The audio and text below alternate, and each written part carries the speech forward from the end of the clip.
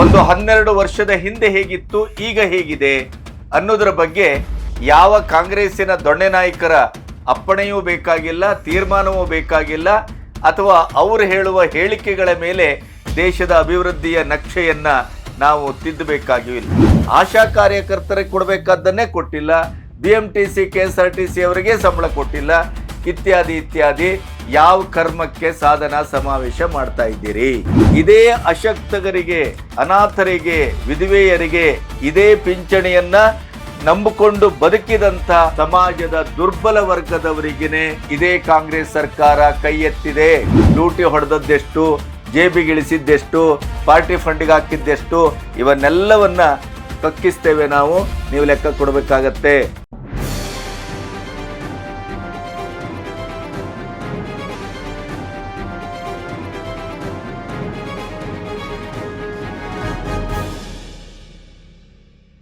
ನಮಸ್ತೆ, B Ganapati news ಚಾನೆಲ್ಗೆ ಸ್ವಾಗತ. ಮಾತೆತ್ತಿದ್ರೆ ಮೋದಿಯವರನ್ನ ಈ 12 ವರ್ಷದಲ್ಲಿ ಆರ್ಥಿಕವಾಗಿ ದೇಶವನ್ನ ದಿವಾಳಿ ಮಾಡಿದ್ರು, ಆರ್ಥಿಕ ನಿಭಾವಣೆಯಲ್ಲಿ ಸೋತ್ರು, ಆರ್ಥಿಕವಾಗಿ ದೇಶವನ್ನ ಸುಭದ್ರಗೊಳಿಸುವಂತ ದಿಕ್ಕಿನಲ್ಲಿ ಮೋದಿಯವರು ಮತ್ತು ಅವರ ಇಡೀ ಟೀಮು ಫೇಲ್ ಆಗಿದೆ, ಇತ್ಯಾದಿ ಇತ್ಯಾದಿ ಇತ್ಯಾದಿ. ದೇಶ ಇಡೀ ಪ್ರಪಂಚದ ಒಟ್ಟು ವ್ಯವಸ್ಥೆಯಲ್ಲಿ 3ನೆಯ ಬಲಾಢ್ಯ ಆರ್ಥಿಕ ಶಕ್ತಿಯಾಗಿ ಹೇಗೆ ಹೊರಹೊಮ್ಮಿದೆ ಅನ್ನೋದನ್ನ ನಾವು ಹೇಳಬೇಕಾಗಿಲ್ಲ, ಅದನ್ನ ಪ್ರಪಂಚದ ಅಧ್ಯಯನದ ಸಂಸ್ಥೆಗಳು ಹೇಳ್ತಾ ಇವೆ. ದೇಶದ ಒಳಗಡೆ ಅಭಿವೃದ್ಧಿಯ ಚಿಹ್ನೆಗಳು ಹೆಜ್ಜೆ ಹೆಜ್ಜೆಗೂ ಸಿಗ್ತಾ ಇವೆ. ಭಾರತ ಒಂದು 12 ವರ್ಷದ ಹಿಂದೆ ಹೇಗಿತ್ತು, ಈಗ ಹೇಗಿದೆ ಅನ್ನೋದರ ಬಗ್ಗೆ ಯಾವ ಕಾಂಗ್ರೆಸ್ಸಿನ ದೊಣ್ಣೆ ನಾಯಕರ ಅಪ್ಪಣೆಯೂ ಬೇಕಾಗಿಲ್ಲ, ತೀರ್ಮಾನವೂ ಬೇಕಾಗಿಲ್ಲ, ಅಥವಾ ಅವರು ಹೇಳುವ ಹೇಳಿಕೆಗಳ ಮೇಲೆ ದೇಶದ ಅಭಿವೃದ್ಧಿಯ ನಕ್ಷೆಯನ್ನ ನಾವು ತಿದ್ದಬೇಕಾಗಿಲ್ಲ. ಬೊಗಳು ನಾಯಿಗಳು ಬೊಗಳ್ತಾನೆ ಇರ್ತವೆ, ದೇವಲೋಕ ಅದರ ಮಟ್ಟಿಗೆ ಅದು ಶಾಶ್ವತವಾಗಿ ಸುಂದರವಾಗಿ ಇರ್ತವೆ. ಭಾರತ ಯಾವ ಮಟ್ಟದಲ್ಲಿ ಈ 10 ವರ್ಷಗಳಲ್ಲಿ ಬಂದಂತ ಸವಾಲುಗಳನ್ನ ಎದುರಿಸಿ ನಿಂತಿದೆ ಅನ್ನೋದಕ್ಕೆ ಸಾಕ್ಷ್ಯಗಳು ನಾವು ನೀವು ನಿರೀಕ್ಷಿಸೋದಕ್ಕಿಂತ ಹೆಚ್ಚು ಸಿಗ್ತಾ ಇದೆ. ಭಾರತದ ಮೂಲ ಚಹರೆ ಮತ್ತು ಅಸ್ಮಿತೆ ಅದು ಎಷ್ಟರ ಮಟ್ಟಿಗೆ ಇವತ್ತು ಪುನರುಜ್ಜೀವನಗೊಳ್ತಾ ಇದೆ, ಪುನರ್ಸ್ಥಾಪನೆ ಆಗ್ತಾ ಇದೆ ಅನ್ನೋದ್ರ ಬಗ್ಗೆ ಇಡೀ ಭಾರತದ ನಕ್ಷೆಯಲ್ಲಿ ಕಾಂಗ್ರೆಸ್ ಮುಕ್ತ ಮತ್ತು BJP ಯುಕ್ತ ಆಗ್ತಾ ಇರೋದೇ ಸಾಕ್ಷಿ. SIR ಬಗ್ಗೆ ಈಗ ಕರ್ನಾಟಕದಲ್ಲಿ ಬಹಳ ಚರ್ಚೆ ಆಗ್ತಾ ಇದೆ. ಮುಸ್ಲಿಂ ಸಮುದಾಯದ ಸಮಾವೇಶ ಅದನ್ನ ತಡೆಯಲಿಕ್ಕೆ ಕರೆ ಕೊಟ್ಟಿದೆ. ಆದರೆ SIR ಅನ್ನ ಪ್ರಧಾನಿ ಮೋದಿ ಅವರು ಸ್ವತಂತ್ರ ಭಾರತದಲ್ಲಿ ಮಾಡಿದಂತಹ ಪ್ರಥಮರೂ ಅಲ್ಲ, ಅಥವಾ ಎಲೆಕ್ಷನ್ ಕಮಿಷನ್ ಪ್ರಥಮವಾಗಿ ಅದನ್ನು ಮಾಡ್ತಾನೂ ಇಲ್ಲ. ಮೆಥಡಾಲಜಿಯನ್ನು ಕೂಡ ಯಾವುದನ್ನು ಬದಲಾಯಿಸಿಲ್ಲ. ಕಾಲಕ್ಕೆ ತಕ್ಕಾಗಿ, ವರ್ತಮಾನಕ್ಕೆ ತಕ್ಕಾಗಿ ಇವತ್ತಿನ ಒಟ್ಟು ಸೋಷಿಯಲ್ ಮೀಡಿಯಾನೋ ಅಥವಾ ತಾಂತ್ರಿಕ ಬದಲಾವಣೆಯೋ ಅದಕ್ಕೆ ಸಂಬಂಧಪಟ್ಟಂತ ಬದಲಾವಣೆಗಳನ್ನ ಮಾಡಿಕೊಂಡು SIR ಅನ್ನು ಮಾಡ್ತಾ ಇದೆ ಎಲೆಕ್ಷನ್ ಕಮಿಷನ್. ನೆಹರು ಕಾಲದಿಂದ ಆಗಿದೆ, ಇಂದಿರಾ ಗಾಂಧಿ ಕಾಲದಲ್ಲೂ ಆಗಿದೆ, ಎಲ್ಲ ಕಾಲದಲ್ಲೂ ಆಗಿದೆ. ಆದರೆ ಇವರ ಬುಡಕ್ಕೆ ಬೆಂಕಿ ಬೀಳ್ತಾ ಇದ್ದಾಗ, ಯಾಕೆಂದ್ರೆ ಇವರ ವೋಟ್ ಬ್ಯಾಂಕು ಅದು ಸುಸ್ಥಿರ ವೋಟ್ ಬ್ಯಾಂಕ್ ಅಲ್ಲ, ಅದು ಅದಕ್ಕೆ ಅದರದೇ ಆದಂತ ಒಂದು ತರ್ಕ ಇಲ್ಲ, ಸಾಂವಿಧಾನಿಕ ನಡೆ ಇಲ್ಲ, ಮತ್ತೆ ಅದು ಮೂಲಭೂತವಾಗಿ ಫೇಕ್ ಅಕೌಂಟ್. ಆ ಫೇಕ್ ಅಕೌಂಟ್ ಅನ್ನ SIR ಮೂಲಕ ಇವತ್ತು ಡಿಲೀಟ್ ಮಾಡ್ತಾ ಇದ್ದಾರೆ. ಒಂದು 80 ಲಕ್ಷ ಕರ್ನಾಟಕದಲ್ಲಿ ಡಿಲೀಟ್ ಆಗಬಹುದು ಅಂತ ಏನು ಸಂಭವನೀಯತೆ ಇದೆ, ಅದರ ಬಗ್ಗೆ ಇವರಿಗೆ ಉರಿ ಬಿದ್ದಿದೆ. ಅದಕ್ಕೆ ಬೇಕಾದಷ್ಟು ದಾಖಲೆಗಳಿದೆ, ಅದಕ್ಕೆ ಬೇಕಾದಷ್ಟು ಹಿನ್ನೆಲೆ ಇದೆ, ಅದಕ್ಕೆ ಬೇಕಾದಷ್ಟು ಆಪ್ಷನ್ಸ್ ಇದೆ. ಸುಪ್ರೀಂ ಕೋರ್ಟೇ ಇವತ್ತು ಅದನ್ನ ಮಾನ್ಯ ಮಾಡಿದೆ. SIR ಗೆ ಪ್ರತಿ ರಾಜ್ಯವು ಸಹಕರಿಸಬೇಕು ಅಂತ ಆರ್ಡರ್ ಮಾಡಿದೆ. ಆದರೂ ಇವರು ಅದನ್ನ ಅಲ್ಲಗಳೆತ್ತಾ ಇದ್ದಾರೆ. ಸಂವಿಧಾನವನ್ನ ಕೈಲಿ ಹಿಡ್ಕೊಂಡು ಅಸಂವಿಧಾನಿಕವಾಗಿ ನಡ್ಕೊಳ್ತಾ ಇದ್ದಾರೆ. ಈ ಒಂದು ಪಾಯಿಂಟ್ ಅನ್ನ ಈ ವಿಡಿಯೋದಲ್ಲಿ ಹೇಳಬೇಕು. ಆರ್ಥಿಕವಾಗಿ ದೇಶ ದಿವಾಳಿಯಾಗಿದೆ ಮತ್ತು ಪ್ರಧಾನಿ ಅದರ ನಿಭಾವಣೆಯಲ್ಲಿ ಸೋತಿದ್ದಾರೆ ಅನ್ನುವಂಥ ಇದೇ ಕರ್ನಾಟಕದ ಕಾಂಗ್ರೆಸ್ಸಿನ ಹೈಕಳು ಇವತ್ತು 3 ವರ್ಷ ಆದದ್ದಕ್ಕೆ ಸಾಧನಾ ಸಮಾವೇಶ ಮಾಡ್ತಾ ಇದ್ದಾರೆ. ಅದಕ್ಕೆ BJP ತೀವ್ರವಾದ ಆಕ್ಷೇಪವನ್ನು ವ್ಯಕ್ತಪಡಿಸಿದೆ. ಇವರು ಕರ್ನಾಟಕ ಸರ್ಕಾರವನ್ನ ದಿವಾಳಿ ಮಾಡಿದವರು, ದೀನ ದಲಿತರಿಗೆ ಕೊಡಬೇಕಾದದ್ದನ್ನೇ ಕೊಟ್ಟಿಲ್ಲ, ಆಶಾ ಕಾರ್ಯಕರ್ತರಿಗೆ ಕೊಡಬೇಕಾದ್ದನ್ನೇ ಕೊಟ್ಟಿಲ್ಲ, BMTC KSRTC ಅವರಿಗೆ ಸಂಬಳ ಕೊಟ್ಟಿಲ್ಲ, ಇತ್ಯಾದಿ ಇತ್ಯಾದಿ. ಯಾವ ಕರ್ಮಕ್ಕೆ ಸಾಧನಾ ಸಮಾವೇಶ ಮಾಡ್ತಾ ಇದ್ದೀರಿ? ಈ ಎಲ್ಲ ವಿವರಗಳನ್ನು ನಿಮ್ಮೊಟ್ಟಿಗೆ ಹೇಳಬೇಕು, ಚರ್ಚಿಸಬೇಕು, ನಿಮ್ಮ ಅಭಿಪ್ರಾಯವನ್ನು ಕೇಳಬೇಕು. ಇಲ್ಲಿಯವರೆಗೆ ನನ್ನ ಚಾನಲ್ ಅನ್ನು ಸಬ್ಸ್ಕ್ರೈಬ್ ಮಾಡದೇ ಇದ್ರೆ ಸಬ್ಸ್ಕ್ರೈಬ್ ಮಾಡಿ ಮತ್ತು ಸ್ವತಂತ್ರ ಪತ್ರಿಕೋದ್ಯಮಕ್ಕೆ ಬೆಂಗಾವಲಾಗಿ. ನಂಬರ್ 1, ನುಡಿದಂತೆ ನಡೆದಿದ್ದೇವೆ, ಗ್ಯಾರಂಟಿ ಕೊಟ್ಟಿದ್ದೇವೆ, ಹಾಗಾಗಿ ಸಾಧನಾ ಸಮಾವೇಶ ಮಾಡ್ತಾ ಇದ್ದೇವೆ. ನೀವು ಯಾವ ಕರ್ಮದ ನುಡಿದಂತೆ ನಡೆದಿದ್ದೀರಿ? ಏನು ಸಾಧನೆ ಮಾಡಿದ್ದೀರಿ? ಒಂದು ರಸ್ತೆಯ ಹೊಂಡ ಮುಚ್ಚಲಿಕ್ಕೆ ಆಯ್ತಾ ನಿಮಗೆ? ಅಥವಾ ಜನಪ್ರತಿನಿಧಿಗಳಿಗೆ ನೀವು ಅವರವರ ಕ್ಷೇತ್ರಕ್ಕೆ ಸಂಬಂಧಪಟ್ಟ ಅನುದಾನವನ್ನು ಕೊಡ್ಲಿಕ್ಕಾಯ್ತೋ, ಅಥವಾ ಯಾವ ಅಪಾಯಿಂಟ್ಮೆಂಟ್ ಮಾಡಿದ್ದೀರಿ, ಯಾವ ಉದ್ಯೋಗ ಸೃಷ್ಟಿ ಮಾಡಿದ್ದೀರಿ, ಏನು ಮಾಡಿದ್ದೀರಿ, ಯಾವುದನ್ನೂ ಮಾಡದೇನೆ ಸಾಧನಾ ಸಮಾವೇಶವನ್ನ ಮಾಡ್ತಾ ಇದ್ದೀರಿ. ನಿಮ್ಮ ಸಾಧನೆ ಕೇವಲ ಭ್ರಮೆಯೇ.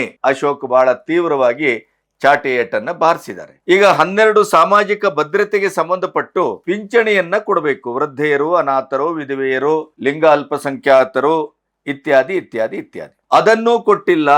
ಮಾತಲ್ಲಿ ಅಹಿಂದು, ದುರ್ಬಲ, ತಳ ಸಮುದಾಯ, ಅಶಕ್ತರು ಅವರ ಪರವಾಗಿದೆ ನಮ್ಮ ಸರ್ಕಾರ ಅಂತ ಹೇಳುವವರು ಇದೇ ಅಶಕ್ತಗರಿಗೆ, ಅನಾಥರಿಗೆ, ವಿಧವೆಯರಿಗೆ ಇದೇ ಪಿಂಚಣಿಯನ್ನ ನಂಬಿಕೊಂಡು ಬದುಕಿದಂತ ಸಮಾಜದ ದುರ್ಬಲ ವರ್ಗದವರಿಗೇನೆ ಇದೇ ಕಾಂಗ್ರೆಸ್ ಸರ್ಕಾರ ಕೈ ಎತ್ತಿದೆ. ಒಂದು ನಯಾ ಪೈಸೆಯನ್ನು ಕೊಟ್ಟಿಲ್ಲ. ಅದರ ಅಂಕಿಅಂಶವನ್ನು ಕೂಡ ಬಿಜೆಪಿ ಬಿಡುಗಡೆ ಮಾಡಿದೆ.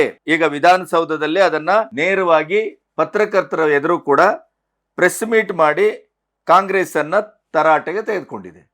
ಅಶಕ್ತರ, ಬಡವರ, ಹಿಂದುಳಿದವರ, ದುರ್ಬಲರ ಕಣ್ಣೀರಿನಲ್ಲಿ ನೀವು ಸಾಧನಾ ಸಮಾವೇಶ ಮಾಡ್ತಾ ಇದ್ದೀರಾ ಅನ್ನುವ ಪ್ರಶ್ನೆಯನ್ನ ಬಿಜೆಪಿ ಕೇಳಿದೆ. ಈಗ ನೋಡಿ, ಅದನ್ನ ವಿವರಕ್ಕೆ ಬರುದಿದ್ರೆ ಕಂದಾಯ ಇಲಾಖೆ ಅಡಿಯಲ್ಲಿ ಬರ್ತದೆ. ಪಿಂಚಣಿ 3 ತಿಂಗಳಿಂದ ಕೊಟ್ಟಿಲ್ಲ.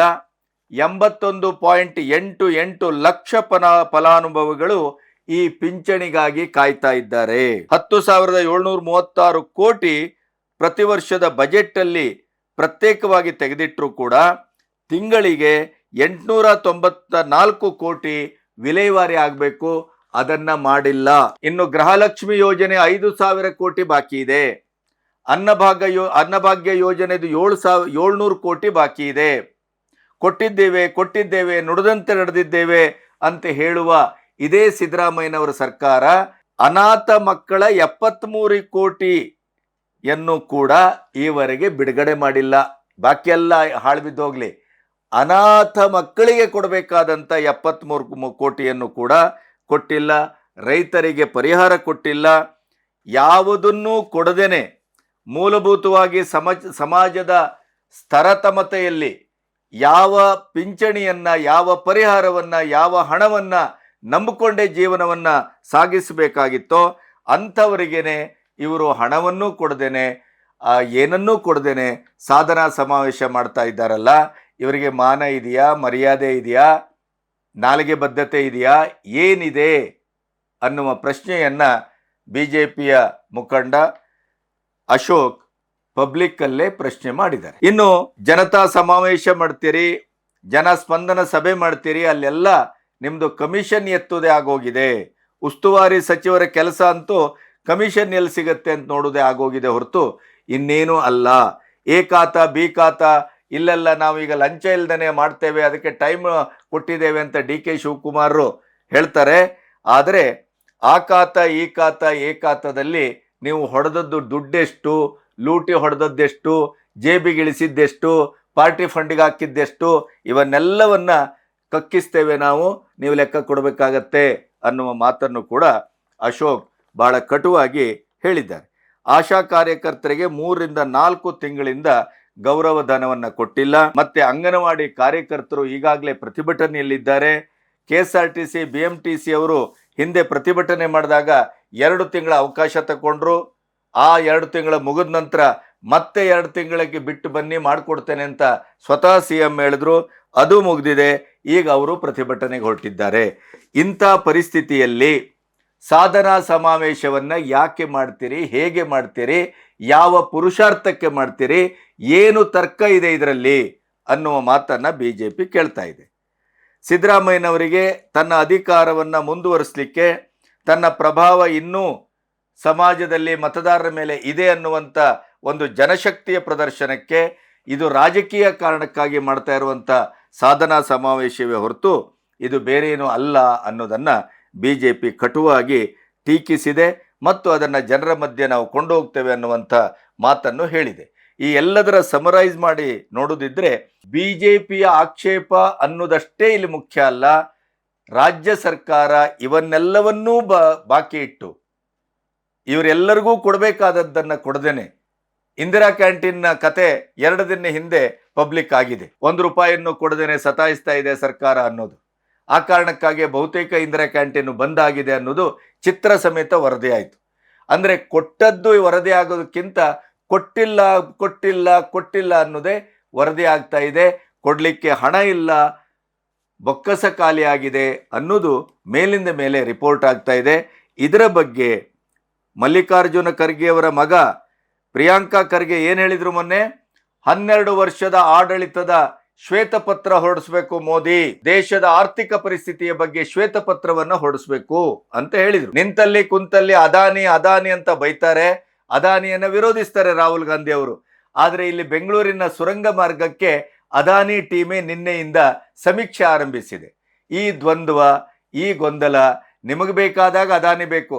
ಅಲ್ಲಿ ತೆಲಂಗಾಣದ ಮುಖ್ಯಮಂತ್ರಿಯಾಗಿ ಪದಗ್ರಹಣ ಆದ 1.5 ತಿಂಗಳಲ್ಲೇ ಅದಾನಿಯನ್ನ ಕರೆಸಿ ರೆಡ್ಡಿ ಮುಖ್ಯಮಂತ್ರಿ ಅಲ್ಲಿ ಏನು ಅವರ ಹತ್ರ ಬೇಡ್ಕೊಂಡ್ರು, ಮತ್ತೆ ನಮ್ಮ ರಾಜ್ಯಕ್ಕೆ ನಿಮ್ಮ ಸಹಕಾರ ಬೇಕು ಅಂತ ಯಾವ ರೀತಿ ಕೇಳ್ಕೊಂಡ್ರು ಅನ್ನೋದನ್ನು ನಾವು ನೋಡಿದ್ದೇವೆ. ಈಗ ಇಲ್ಲಿ ಕೂಡ ಮಾತೆತ್ತಿದ್ರೆ ಅದಾನಿ ಅದಾನಿ ಅಂತೀರಿ, ಬೈತೀರಿ, ಆದರೆ ಸುರಂಗ ಮಾರ್ಗಕ್ಕೆ ಅವರನ್ನೇ ಕರೆದು ಮಣೆ ಹಾಕ್ತೀರಿ. ಈ ಕಾಂಗ್ರೆಸ್ಸಿನ ದ್ವಂದ್ವವು ಜನರಿಗೆ ಅರ್ಥ ಆಗಬೇಕು. ನುಡಿದಂತೆ ನಡೆದದ್ದಲ್ಲ, ಕೊಡಬೇಕಾದ್ದನ್ನು ಕೊಟ್ಟಿಲ್ಲ, ಎಲ್ಲವೂ ಮೋಸ, ವಂಚನೆ, ಮತ್ತೆ ಖಜಾನೆ ದಿವಾಳಿ ಅನ್ನೋದು ಬಿಜೆಪಿ ಆಕ್ಷೇಪ. ಈ ಆಕ್ಷೇಪದ ಮಧ್ಯೆ ಇವರ ಸಾಧನಾ ಸಮಾವೇಶಕ್ಕೆ ಯಾವ ಅರ್ಥ ಇದೆ ಅನ್ನೋದನ್ನ ಜನ ಅರ್ಥ ಮಾಡ್ಕೋಬೇಕು. ನಮಸ್ತೆ.